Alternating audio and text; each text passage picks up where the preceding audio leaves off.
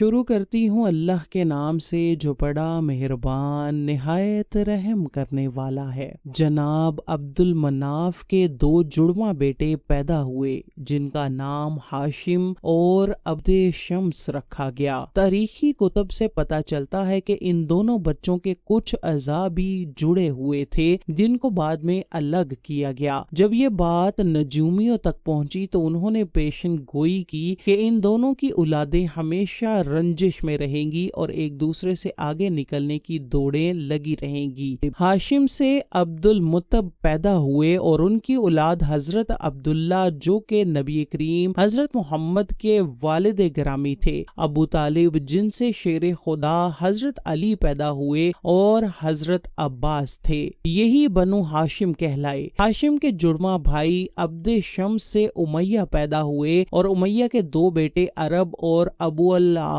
تھے۔ عرب سے ابو سفیان، معاویہ اور یزید تھے، جبکہ ابو العاص سے حکم، عفان، حکم سے مروان، عبد الملک۔ یزید کے بعد بنو امیہ کے سارے مروان بن حکم سے ہی تھے، چنانچہ امیہ کی اولاد بنو امیہ کہلائی، یعنی ہاشم اور چچا زاد بیٹے کا نام امیہ تھا۔ جناب ہاشم اور امیہ کے درمیان پہلی چپکلش کعبہ کی تولیت پر ہوئی۔ اسی طرح حضرت عبد المطلب ابن ہاشم اور حرب ابن امیہ میں ساری زندگی جنگ کسی کیفیت رہی جو کہ تمام تاریخی کتب میں موجود ہے، لیکن مکہ میں بنو ہاشم ایک دینی گھرانے سے مشہور ہوئے کیونکہ انہی کے پاس کعبہ کی تولیت تھی، جبکہ بنو امیہ مکہ کے دیگر قبائل پر اپنی جنگی قابلیت کی وجہ سے حکمرانی میں رہنے لگے۔ اسی طرح جب بنو ہاشم میں سے حضرت محمد صلی اللہ علیہ وسلم نے نبوت کا اعلان فرمایا تو اکثر بنو امیہ کے لوگوں نے یہ کہہ کر ان کو ماننے سے انکار کر دیا کہ اگر نبوت ہوتی تو وہ ہمارے خاندان میں ہوتی۔ جنگ بدر اور جنگ صفین بنو ہاشم اور بنو امیہ کے درمیان ہی لڑی گئیں۔ اسی طرح بنو امیہ میں سے جب یزید نے 60 ہجری میں حکومت سنبھالی تو اس نے مدینہ کے حاکموں کو خط لکھا کہ مدینے میں موجود اثر و رسوخ رکھنے والی شخصیات سے میری بیعت لو، خصوصی طور پر نواسہ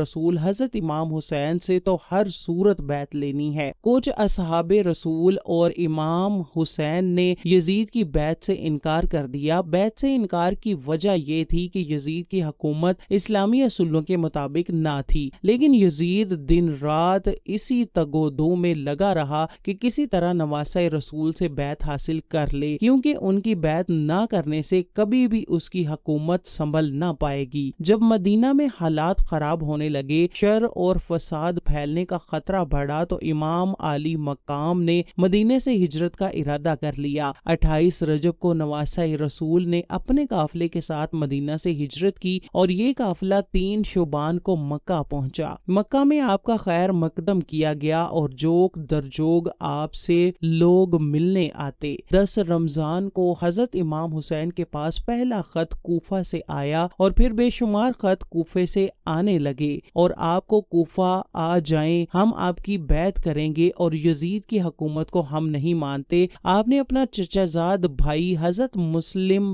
بن عقیل کو اپنا سفیر بنا کر کوفہ بھیجا کہ وہاں کے حالات کا جائزہ لیں۔ 6 شوال کو حضرت مسلم بن عقیل کے ہاتھ پر تقریباً 18,000 کوفیوں نے بیعت کر لی۔ حضرت مسلم بن عقیل نے نواسہ رسول صلی اللہ علیہ وسلم کو خط لکھ دیا کہ حالات سازگار ہیں، آپ کوفہ تشریف لے آئیں۔ ادھر خط حضرت امام حسین کو ملا تو آپ نے کوفہ کی جانب ہجرت شروع کر دی۔ ادھر یزید نے کوفہ کے صحابی گورنر کو برطرف کر کے عبید اللہ ابن زیاد کو بصرہ کے ساتھ ساتھ کوفہ کا گورنر بنا دیا۔ عبید اللہ ابن زیاد پہلے سے ہی اپنی صفاکی کی وجہ سے عراق میں مشہور تھا۔ ابن زیاد نے لوگوں کو ڈرایا دھمکایا اور قید میں ڈالا اور آخر کار حضرت مسلم بن عقیل کو بے دردی سے شہید کر دیا تھا۔ دوسری طرف حضرت مسلم بن عقیل کا خط پڑھ کر حضرت امام حسین نے اپنے قافلے کے ساتھ کوفہ کی جانب ہجرت شروع کر دی تھی۔ عبداللہ ابن زیاد کو جب جگر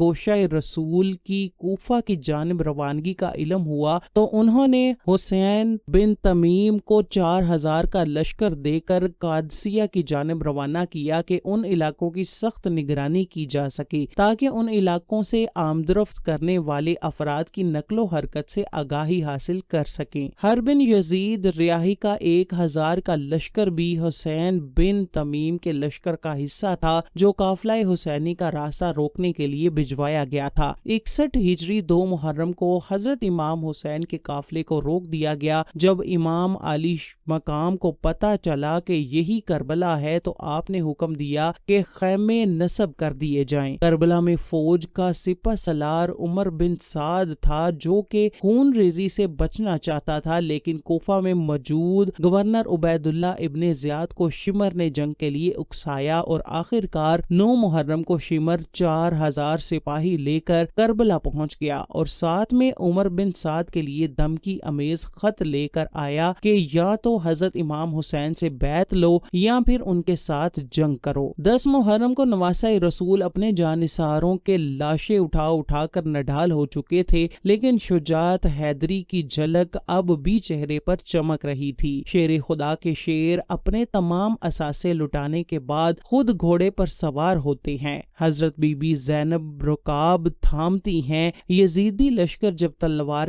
حیدری کو میدان میں دیکھتے ہیں تو ایک دفعہ ہلچل مچ جاتی ہے۔ وہاں موجود ہر شخص جانتا ہے کہ نبی صلی اللہ علیہ وسلم نے فرمایا تھا، حسین مجھ سے ہے اور میں حسین سے ہوں، لیکن بدبختوں کی آنکھوں پر لالچ اور طمع نے پردہ ڈال رکھا تھا۔ ہر کوئی دربار یزید میں اونچا مقام اور انعام و اکرام حاصل کرنا چاہتا تھا، لیکن تاریخ نے ایسی بزدلی فوج نہ دیکھی تھی۔ سبھی ایک دوسرے کا منہ دیکھ رہے تھے کہ شہسوار کربلا کا مقابلہ کون کرے گا۔ جیسے ہی امام علی مقام میدان کی طرف بڑھتے ہیں تو شمر کہتا ہے، دور سے ہی تیر چلانا شروع کر دو۔ امام علی مقام کو تیر لگ چکے ہیں۔ شمشیر حیدری پر پورا لشکر یکبارگی سے حملہ آور ہوتا ہے۔ خوف کے مارے فوجیوں کی گردنیں کٹ رہی ہیں۔ سینکڑوں یزیدی فوجی جہنم واصل کرنے کے بعد نواسہ رسول نماز پڑھنے کی مہلت مانگتے ہیں۔ یہی وہ وقت تھا کہ جب شمر کے جوش دلانے پر مالک کندی نے پیچھے سے ایک ایسا وار کیا،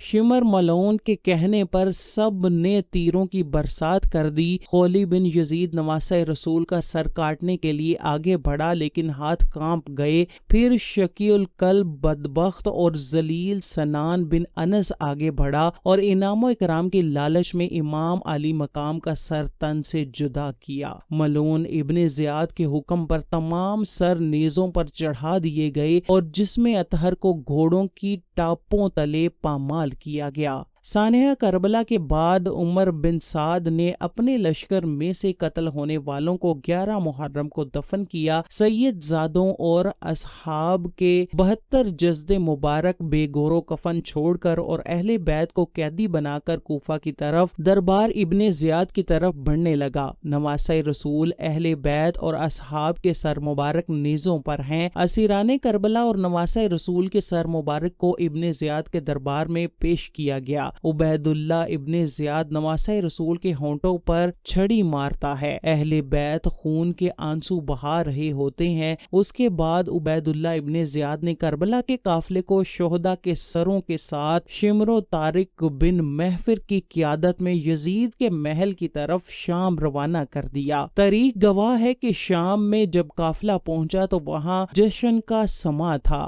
زہر بن قیس نے نمائندگی کرتے ہوئے واقعہ کربلا کی ساری تفصیل یزید کو سنائی۔ ایک سونے کی طشت میں حضرت امام حسین کے سر مبارک کو یزید کے سامنے پیش کیا گیا۔ یزید نے جب نواسہ رسول کے سر مبارک کی توہین کی تو وہاں موجود حاضرین نے اعتراض کیا، جس میں قابل ذکر یحییٰ بن حکم اور صحابی رسول حضرت ابو برزہ اسلمہ تھے، جن کو یزید نے اپنے محل سے نکال دیا۔ اس کے بعد دختر سیدہ کائنات حضرت زینب نے ایک تاریخ ساز خطبہ یزید کے دربار میں دیا، جس سے وہاں موجود لوگوں کے دل لرز اٹھے۔ یزید جب پریشان ہوا تو اس نے قافلے کو آزاد کرتے ہوئے مدینہ بھیج دیا۔ مدینے کے لوگوں کو واقعہ کربلا کی خبر مل چکی تھی۔ جیسے ہی قافلہ مدینہ پہنچا تو وہاں قیامت برپا ہو گئی۔ حضرت امام زین العابدین کی نظر روضہ رسول صلی اللہ علیہ وسلم پر پڑی تو آپ بس اتنا کہہ سکے، یا رسول اللہ، اپنے نواسے کا سلام قبول فرمائیے۔ بس اس کے بعد مدینہ میں ایک نہ تھمنے والا آنسوؤں کا سیلاب